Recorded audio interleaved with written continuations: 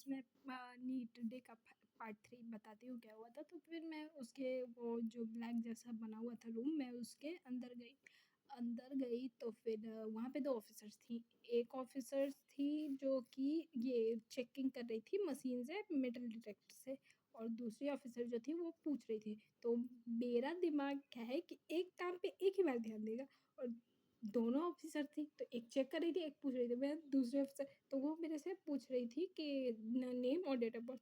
तो वो पहले उन्होंने पूछा नेम, तो मेरा ध्यान पहले ऑफ़िसर की तरफ है, जो कि मेरा चेक कर रही थी मेटल डिटेक्टर से। तो फिर रिटर्न में उनसे पूछी कि नेम, तो फिर वो मुझे ऐसे देख रही थी, लगता है जैसे मैंने उनका पूरा जायदाद छीन के भाग गई हूँ। फिर वहाँ पे उसके बाद फिर मैंने बताया, उसमें भी वहाँ पे भी मैंने डेट ऑफ़ बर्थ गलत ही बताया, दूसरी बार में मैंने सही बताया। डेट ऑफ़ बर्थ गलत बताया, सही बताया। उसके बाद फिर मैं आगे गई तो वहाँ पे बहुत सारी चीज़ें ऐसे ऑफ़िसर्स अलग-अलग जगह पे थे, तो मेरे को समझ में ही नहीं आया कहाँ गई। तो वहाँ पे 2 ऑफ़िसर्स बाहर वहीं पे खड़ी थी, शायद चेकिंग हो गई थी सबकी, तो उन्होंने बोला इधर-इधर, तो फिर मैं वहाँ गई, वहाँ भी दोनों, लेकिन मैं प्रिपेयर थी कि नेम और डेट ऑफ़ बर्थ पूछेंगे, लेकिन उन्होंने पूछ लिया फादर नेम।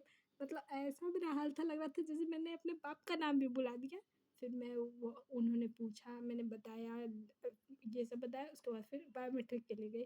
अब बायोमेट्रिक में क्या है कि मेरी बायोमेट्रिक जल्दी होती नहीं है, क्योंकि मेरे फिंगर्स के मतलब जो लाइन्स हैं वो सही, मतलब स्मूथ है मेरा हाथ, तो थोड़ा फिंगरप्रिंट होता है, मेरे को वहाँ डर, क्योंकि अगर वो बायोमेट्रिक नहीं हुआ तो मुझे एक लंबे प्रोसेस के लिए भेज दिया जाएगा।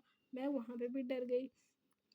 फिर उन्होंने बायोमेट्रिक लिया, मैं बायोमेट्रिक आराम से हो गया, लेकिन वहाँ भी लाइन में खड़ी थी, तो बहुत कुछ तमाशा हुआ कि आगे बताऊँगी क्योंकि क्या हुआ।